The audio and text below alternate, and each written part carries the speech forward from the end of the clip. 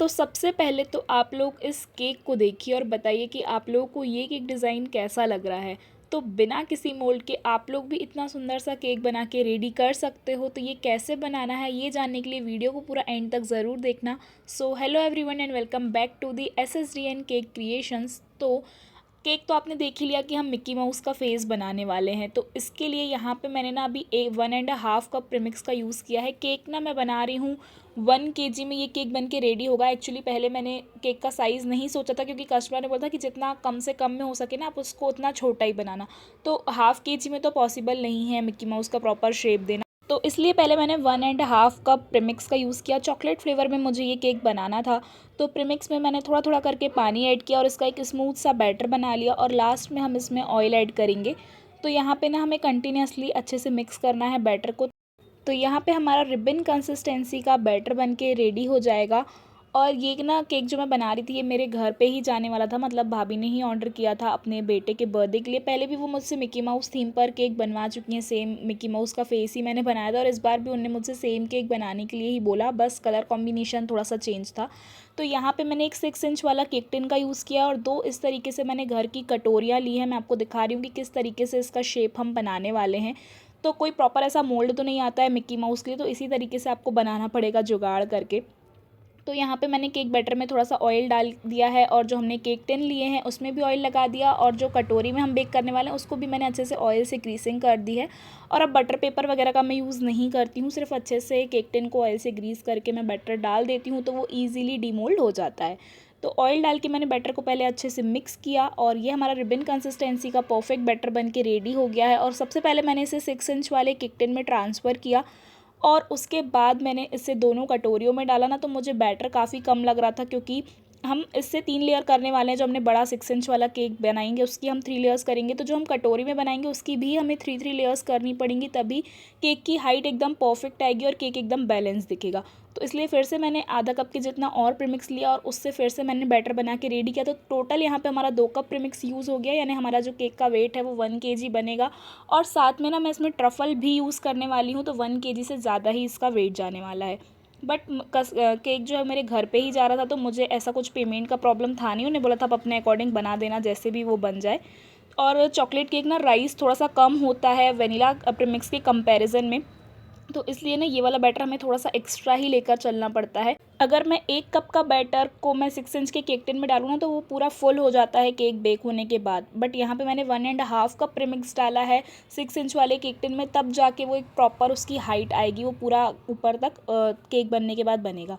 तो यहाँ पे मैंने डार्क चॉकलेट कंपाउंड ले लिया है गनाश बनाने के लिए। केक को पहले मैंने रख दिया बेक होने के लिए और उसके बाद मैंने स्टार्ट कर दिया ट्रफल को बनाना, क्योंकि इसे भी हमें सेट करना पड़ेगा। तो चॉकलेट को मैंने छोटे छोटे पीसेस में अच्छे से कट कर लिया है और ट्रफल बनाने के लिए मैं फ्रेश क्रीम वगैरह का यूज़ नहीं करती हूँ, मैं दूध के साथ ही बनाती हूँ ट्रफल को। तो जितना यहाँ पे मैंने चॉकलेट ली है इसको मैं पहले मीज़र कर लूँगी, तो मैंने घर की ही एक कटोरी का ही यूज़ किया है इसको मीज़र करने के लिए। तो ट्रफल मैं बनाने वाली हूँ 2:1 के रेशो में, यानी 2 पार्ट हमारा रहेगा डार्क चॉकलेट का और 1 पार्ट रहेगा हमारा मिल्क का। तो यहाँ पे मैंने इसको मीज़र किया तो ये एक कटोरी पूरी ऊपर तक फिल हो गई है। तो इसका हाफ़ मैं मिल्क लूँगी, यानी हमारा जितना मिल्क है उससे डबल हमारी चॉकलेट रहेगी। तो यहाँ पे भी मैंने इसको पहले मीज़र कर लिया और इसको मैं अच्छे से मिल्क को बॉईल कर दूँगी एकदम, उसके बाद मैं इसमें चॉकलेट मिक्स करूँगी। और मुझे ना ये ट्रफल तुरंत ही यूज़ करना था, मेरा सेम डे का ऑर्डर था, मेरे पास ज़्यादा टाइम नहीं था कि मैं इसे ओवरनाइट के लिए फ्रिज में रख सकूँ, तो इसलिए मुझे इसकी कंसिस्टेंसी ऐसे बनानी थी जिससे कि मैं इसे सेम टाइम पर यूज़ कर सकूँ। तो पहले मैंने मिल्क को बॉईल करने के बाद आधा मिल्क तो मैंने कटोरी में वापस निकाल दिया, उसके बाद इसमें मैं थोड़ा थोड़ा करके ही मिल्क ऐड करूँगी। एकदम से हम पूरा डाल देंगे तो हो सकता है कि हमारा चॉकलेट ट्रफल फिर सेट ना हो, क्योंकि मुझे इसका तुरंत ही यूज़ करना। तो जो मैंने चॉकलेट कट करके रखी थी उसको मैंने पूरा डाल दिया है और थोड़ा थोड़ा करके अब मैं इसमें मिल्क ऐड करती जा रही हूँ रिक्वायरमेंट के अकॉर्डिंग, और इसे हम अच्छे से मिक्स करते जाएंगे। तो दूध हमारा इतना गर्म है उसके कारण चॉकलेट अपने आप ही पूरी मेल्ट हो जाएगी। तो मैं आपको और करीब से दिखा दे रही हूँ कि ये कैसे मेल्ट होती जा रही है अपने आप ही। बस आपको इसे कंटिन्यूसली मिक्स करते रहना है, या फिर आप चाहो तो थोड़ी देर के लिए आप छोड़ सकते हो, ऑटोमेटिकली मेल्ट हो जाएगी। तो अभी मुझे ये काफ़ी ज़्यादा थिक लग रहा है और अब बस ये ठंडा होगा तो उसके बाद और भी थिक होगा, तो इसके लिए मैं इसमें और दूध डाल रही हूँ। तो देखो, अगर हम रेशो की बात करें तो अगर आप फ्रेश क्रीम या विपिंग क्रीम का यूज़ कर रहे हो, जो कि जनरली ट्रफल बनाने में यूज़ होता है, तो वो तो आप इसका हाफ़ डाल सकते हो, मतलब जितनी आपने चॉकलेट ली उसका हाफ़ आप इसमें फ्रेश क्रीम या व्हिपिंग क्रीम ऐड करोगे तो आपका परफेक्ट ट्रफ़ल बन के रेडी हो जाएगा। बट मैं इसमें मिल्क यूज़ कर रही हूँ, तो इसलिए मुझे इसमें ध्यान से यूज़ करना है, क्योंकि मिल्क की कंसिस्टेंसी काफ़ी पतली होती है फ्रेश क्रीम और व्हिपिंग क्रीम के कंपैरिजन में। तो इसलिए ना मैंने इसको हाफ़ से कम ही डाला है, मतलब हाफ़ मैंने लिया था ना, उसमें से थोड़ा सा मैंने बचा दिया। तो अभी आप ट्रफ़ल की कंसिस्टेंसी देखो, अभी ये काफ़ी थिक है और जब हम इसे फ्रिज में सेट होने के लिए रखेंगे तो ये और भी ज़्यादा थिक हो जाएगा। तो इसलिए मैं इसमें थोड़ा सा मिल्क और ऐड करूँगी और फिर से हम इसे अच्छे से एक बार मिक्स कर लेंगे, जिससे हमारा परफेक्ट कंसिस्टेंसी का ट्रफ़ल बन के रेडी हो जाएगा। तो मैं ना इसे काफ़ी जल्दी में बना रही थी इस केक को, क्योंकि मेरा प्लान था मेरी फ्रेंड्स के साथ बाहर जाने का, जो कि 1-2 दिन पहले ही बन चुका था और अर्जेंट बेसिस पे मुझे इस केक का ऑर्डर आया, तो मुझे उसको भी नहीं छोड़ना था। तो पहले मैंने प्लान कैंसिल कर दिया था जाने का, बट फिर मैंने सोचा कि नहीं, मैं जल्दी जल्दी करके ट्राई कर लूँगी, इसको बना लूँगी और उसके बाद मैं शाम को आराम से जा पाऊँ। और मेरे साथ ना हमेशा ऐसा ही होता है, जब भी मेरा कहीं बाहर जाने का प्लान होता है उसी टाइम मेरे पास ऑर्डर आता है, और जब मैं फ्री रहती हूँ ऐसे 2-2 3-3 दिन, तब कोई भी केक के ऑर्डर आते ही नहीं है। तो मेरे पास क्लिंग रैप वगैरह नहीं था, तो इसको मैंने पॉलीथिन में पैक कर दिया है और उसके बाद मैं इसे फ्रिज में रख दूँगी, क्योंकि मुझे इसे जल्दी यूज़ में लेना है। अगर आप चाहो ओवरनाइट के लिए रख रहे हो तो इसे आप बाहर रूम टेम्परेचर पे भी रख सकते हो। और जब मेरा केक बेक हो गया, मैंने क्रीम व्हिप कर ली, उसके बाद सबसे पहले मैंने ट्रफ़ल को निकाल के देखा, तो आप देखो ये कितना ज़्यादा अब थिक हो गया है। तो अब हम इसको ऐसे भी यूज़ नहीं कर सकते हैं, तो इसलिए मैंने इसको थोड़ा सा गर्म किया गैस पे रख के एकदम लो फ्लेम पे, और अच्छे से उसको एक बार फिर से मिक्स किया और उसको फिर मैंने रूम टेम्परेचर पर ही रखा रहने दिया, ताकि जब मैं इसे यूज़ करूँ उस टाइम इसकी कंसिस्टेंसी एकदम परफेक्ट हो। तो क्रीम को मैंने व्हिप कर लिया है और इसको मैं थोड़ा सी क्रीम को अलग ले लूँगी, क्योंकि ये हमें फिलिंग में यूज़ करनी है और चॉकलेट फ्लेवर का केक है, तो मैं इसमें चॉकलेट गनाश ऐड करूँगी। तो चॉकलेट गनाश को बनाने के लिए सिंपली जो हमने ट्रफ़ल बनाया था उसी में से थोड़ी सी चॉकलेट को ले करके थोड़ा सा इसमें और मैंने मिल्क ऐड करके उसे गैस पर मिक्स कर दिया एकदम लो फ्लेम पे, तो हमारा चॉकलेट गनाश बन के रेडी हो गया। और इसको भी मैंने थोड़ा सा थिक ही रखा है, जिससे केक का टेस्ट अच्छा आए। तो क्रीम में मैंने अच्छे से चॉकलेट गनाश डाल के उसे मिक्स कर दिया, तो हमारे चॉकलेट मूस क्रीम बन के रेडी हो गई है। तो अगर आपके पास कभी कस्टमर ऑर्डर देते हैं कि उन्हें चॉकलेट मूस केक चाहिए है, तो आप कंफ्यूज बिल्कुल भी मत होना। जब हम व्हिपिंग क्रीम में चॉकलेट गनाश ऐड करते हैं ना, तो वो क्रीम ही हमारी होती है चॉकलेट मूस क्रीम।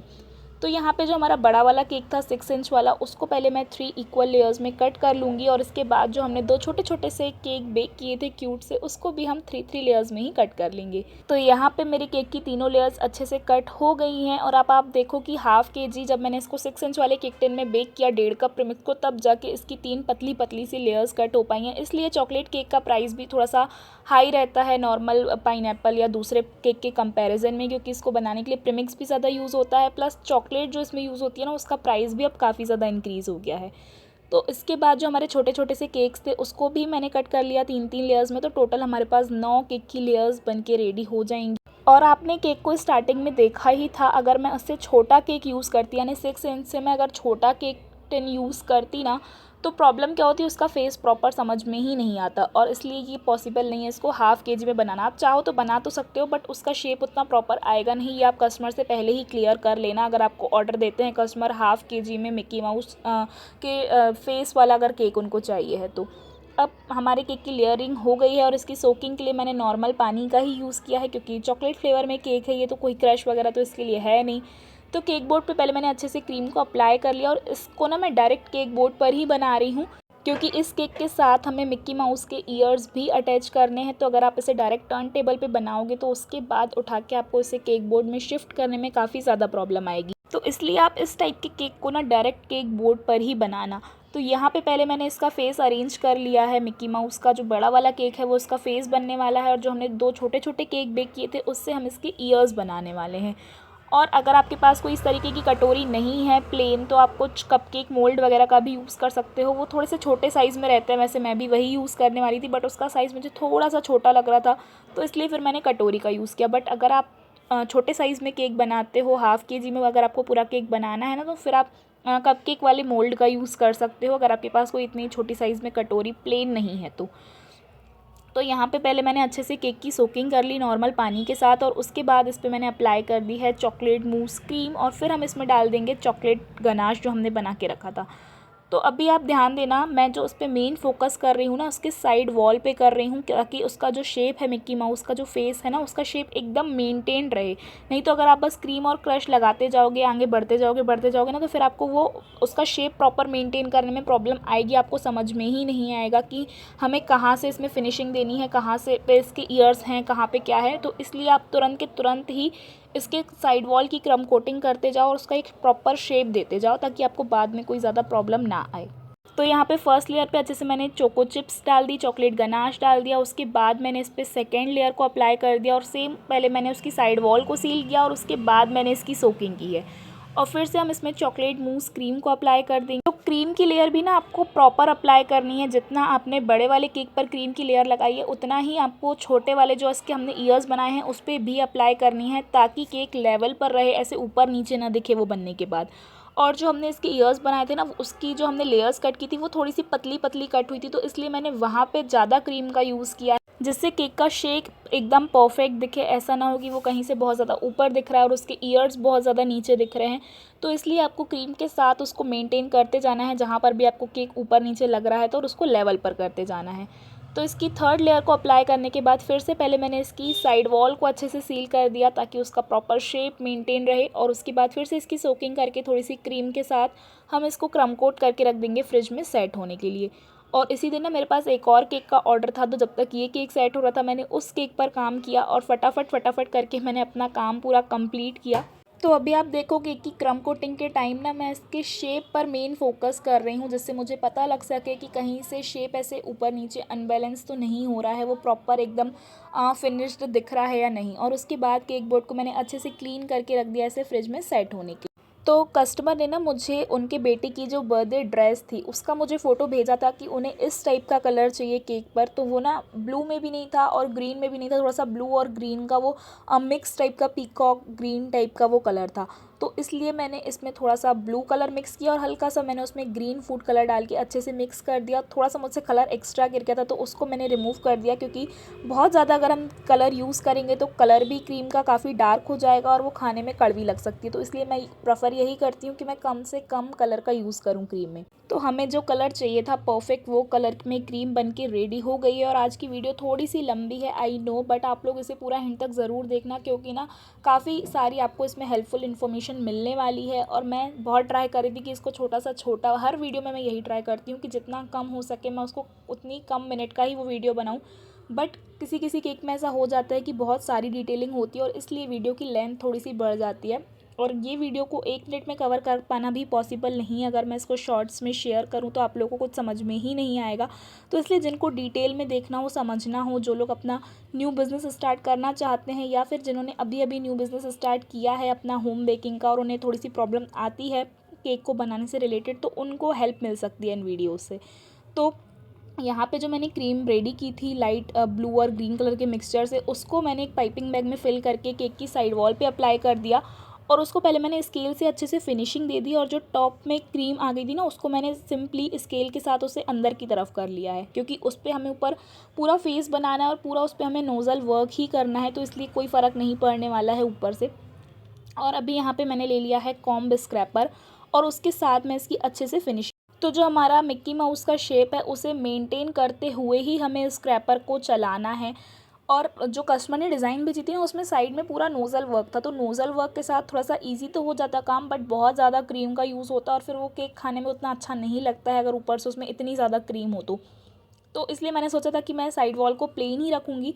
और अगर आप किसी और शेप में केक बनाते हैं राउंड शेप के अलावा, तो उसकी साइड वॉल की फिनिशिंग में आपको प्रॉब्लम आएगी ही अगर आप नए हैं अभी बेकिंग में। तो मुझे तो आती है, चाहे वो हार्ट शेप केक हो, चाहे वो स्क्वायर शेप केक हो, या फिर अगर ये मिक्की माउस वाला केक है ना, तो इसमें भी एजेस क्योंकि इसकी इतनी सारी रहती हैं तो हमें परफेक्टली उस पर काम करना होता है। अगर थोड़ा सा भी कहीं ऊपर नीचे हो गया ना तो फिर वो केक की फिनिशिंग अच्छी नहीं दिखेगी। तो अच्छे से साइड वॉल की फिनिशिंग के बाद फिर से मैंने टॉप को भी अच्छे से क्योंकि आप जितनी बार भी केक की साइड वॉल पे स्क्रैपर चलाओगे तो क्रीम निकल के ऊपर की तरफ आएगी, तो उसको आपको स्केल के साथ पहले अंदर की तरफ उसे प्लेन करना है, उसके बाद ही आपको नेक्स्ट प्रोसेस की तरफ जाना है। तो मुझे अभी भी इसका शेप परफेक्ट नहीं लग रहा था, कहीं से ऊपर नीचे लग रहा था, तो इसलिए मैंने फिर से यहाँ पे स्क्रैपर के साथ उसे अच्छे से फिनिशिंग दे दी है। तो इस काम में आपको थोड़ा सा टाइम ज़रूर लगेगा, बट आप अगर ये जितना काम परफेक्शन के साथ करोगे ना उतना ही केक का लुक अच्छा आने वाला है। तो यहाँ पे थोड़ा सा टाइम दे के मैंने इसकी फिनिशिंग कर ली और काफ़ी टाइम लग गया था फिनिशिंग में, तो फिर से मैंने केक को थोड़ी देर के लिए फ्रिज में सेट होने के लिए रख दिया, क्योंकि अभी गर्मियाँ काफ़ी ज़्यादा हैं। अगर आप बहुत ज़्यादा देर के लिए केक को बाहर रखते हो फ्रिज से, या बहुत ज़्यादा टाइम अगर आप लगाते हो आइसिंग वगैरह में, तो उसके कारण ना क्रीम मेल्ट होने लगती है। तो इसलिए मैं ना बीच बीच में केक को फ्रिज में रखती हूँ, स्पेशली समर्स के टाइम पे। और उसके बाद मैंने इस मिकी माउस का जो फेस है उसका शेप बनाना स्टार्ट किया। तो यहाँ पे मैंने एक टूथपिक ले ली है और कस्टमर ने तो मुझे डिज़ाइन भेजी थी, तो बस उसको देखते हुए मैं इस पर पहले ड्रॉ करती। जब भी केक पर ड्राइंग का काम होता है उसे हम डायरेक्ट क्रीम के साथ नहीं कर सकते हैं, क्योंकि उसके बाद अगर उसमें कोई गड़बड़ हो गई ना तो उसको सुधारना मुश्किल हो जाता है। तो इसलिए पहले आप टूथपिक से मार्किंग कर लो कि आपको कहाँ पे आइज़ रखनी है, कहाँ नोज़ रखनी है, कहाँ उसका माउथ बनाना है, तभी आप उस पर परफेक्शन के साथ काम कर पाओगे अच्छे से। अगर आपने डायरेक्ट क्रीम के साथ स्टार्ट कर दिया ना तो आप बीच में फंस सकते हो। तो अच्छे से पहले मैंने इस पर मार्किंग कर ली है, और इसको हाईलाइट करने के लिए जो हमने ट्रफ़ल बना के रखा था ना, अब वो एकदम परफेक्ट हो गया। जब मैंने उसको मेल्ट करके दोबारा से रखा था रूम टेम्परेचर पर ही, तो उसके बाद वो एकदम परफेक्टली हो गया था केक पर यूज़ करने के लिए, पाइपिंग के लिए। तो उसको मैंने फिल कर लिया है एक पाइपिंग बैग में, और सिंपली मैंने उसे आगे से कट कर लिया पाइपिंग बैग को, और जो हमने मार्किंग की है उस पर मैंने इसकी आउटलाइन करना स्टार्ट कर दी। तो जब आपको एक बार लगे कि हाँ एकदम परफेक्ट शेप दिख रहा है मार्किंग के बाद, तब आप उसकी इस तरीके से बॉर्डर बनाना स्टार्ट करना ट्रफ़ल के साथ। ब्लैक क्रीम के साथ भी आप कर सकते हो, बट उतना ब्लैक कलर क्रीम में आता नहीं है, और वो थोड़ी सी ना मेल्ट होने लगती है उसमें अगर ज़्यादा कलर मिक्स करो क्रीम में। तो पहले मैंने इसकी अच्छे से आउटलाइन कर ली फेस की, और उसके बाद ट्रफ़ल को मैंने फिल कर लिया पाइपिंग बैग में, और उसमें मैंने एक छोटा स्टार टिप वाला नोज़ल लगा दिया। और उसके बाद सिंपली जस्ट मैं इससे स्टार फ्लावर्स बनाती जा रही हूँ।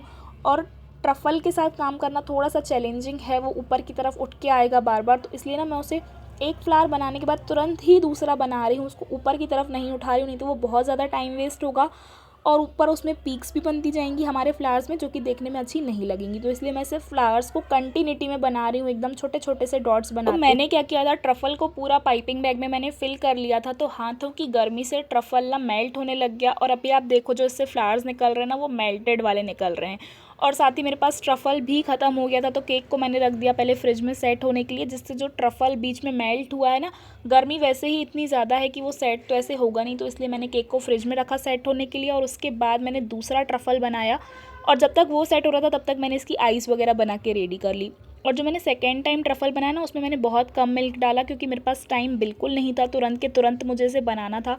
तो मुझे तुरंत ऐसा ट्रफ़ल बनाना था जिसको मैं तुरंत ही यूज़ कर, तो इसलिए मैंने जो मैंने सेकेंड टाइम ट्रफ़ल बनाया था उसमें दूध की क्वांटिटी को मैंने एकदम कम रखा था, जिससे ये तुरंत एकदम थिक हो सके और इसे यूज़ किया जा सके।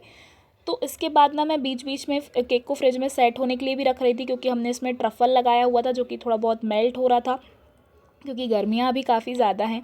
तो इसके बाद मैंने इसकी नोज़ पे भी अच्छे से ट्रफ़ल से ही वर्क कर लिया, और आइस पे भी मैंने वाइट क्रीम के साथ पहले पाइपिंग की, एकदम छोटा वाला स्टार टिप नोज़ल यूज़ किया मैंने इसका फेस बनाने के लिए, और ट्रफ़ल के साथ मैंने इसके आइज़ पे जो ब्लैक हमें बनाना था आई बॉल्स, वो बना लिए। और यहाँ पे जो आप ब्राउन कलर देख रहे हो ना, इसके लिए मैंने कोई कलर वगैरह का यूज़ नहीं किया, सिंपली मैंने क्रीम में चॉकलेट गनाश को मिक्स किया, और उससे हमारा ये स्किन शेड में कलर बन के रेडी हो गया। तो इस पूरे केक में सिर्फ ब्लू के अलावा मैंने और कोई भी कलर यूज़ नहीं किया है ऊपर का इसका फेस बनाने के लिए। और पहले भी मैंने मिक्की माउस शेप का केक तो बनाया हुआ है, बट मैंने उसमें ट्रफ़ल का यूज़ नहीं किया था, वो मुझे पूरा ब्लू कलर में ही बनाना था, और उस पर बस मैंने आउटलाइन के लिए ही ट्रफ़ल का यूज़ किया था। बट इसमें ट्रफ़ल के कारण इस केक का लुक काफ़ी ज़्यादा अच्छा आ रहा था। और अभी मुझे इसका माउथ बनाने के लिए थोड़ा सा रेड कलर चाहिए था, तो वो भी क्रीम में इतना प्रॉपर नहीं आता, इसलिए मैंने बिल्कुल थोड़ी सी क्रीम ली है और उसमें थोड़ा सा मैंने रेड कलर डाला, एक बार डाल के मिक्स किया, उतना अच्छा शेड नहीं आया तो दोबारा से मैंने डाला ताकि शेड थोड़ा सा डार्क आ जाए। और उसके बाद मैं इसको माउथ पे उसको यूज़ करूँगी। तो क्रीम थोड़ी सी मेल्ट हो गई थी कलर ऐड करने के बाद, तो इसलिए मैंने उसको फ्रिज में रखा, और मेरे पास ब्लू कलर की थोड़ी सी क्रीम बच गई थी, तो उससे मैंने नीचे बॉर्डर बना दिया। और बस हाँ, सेकेंड कलर जो इसके हम माउथ पे रेड यूज़ करने वाले हैं वो यूज़ किया है, और ज़्यादा कुछ कलर का इसमें यूज़ नहीं हुआ है इस पूरे केक में। तो माउथ पे भी मैंने सिंपली डॉट डॉट करते हुए क्रीम अप्लाई कर दी, कोई भी नोज़ल वगैरह का मैंने इसमें यूज़ नहीं किया है, सिंपली मैंने डॉट डॉट्स ही रख दिए हैं। और इसके बाद केक को पूरा कंप्लीट करने के बाद ना वो प्रॉपर उतना हाईलाइट नहीं हो रहा था, तो मैंने उसकी आइज़ में फिर से एक बार, मेरे पास ट्रफ़ल बच गया था तो उससे मैंने उसको हाईलाइट किया, यानी जो उसकी हमने बॉर्डर बनाई थी, आउटलाइन जो हमने की थी, उसको दोबारा से मैंने हाईलाइट कर दिया। तो उससे ना केक दिखने में और भी ज़्यादा अच्छा लगने लगा। अब आप देखो पहले और अभी के कंपैरिजन में अब ये केक और भी उभर के दिख रहा है। तो ये रहा केक का फाइनल लुक। कैसा लगा आप सबको मुझे कमेंट्स करके ज़रूर बताना। वीडियो थोड़ा भी पसंद आया हो, थोड़ा भी हेल्पफुल लगा हो तो वीडियो को लाइक और चैनल को सब्सक्राइब ज़रूर कर देना और शेयर कर देना इसे अपने फ्रेंड्स और फैमिली के साथ।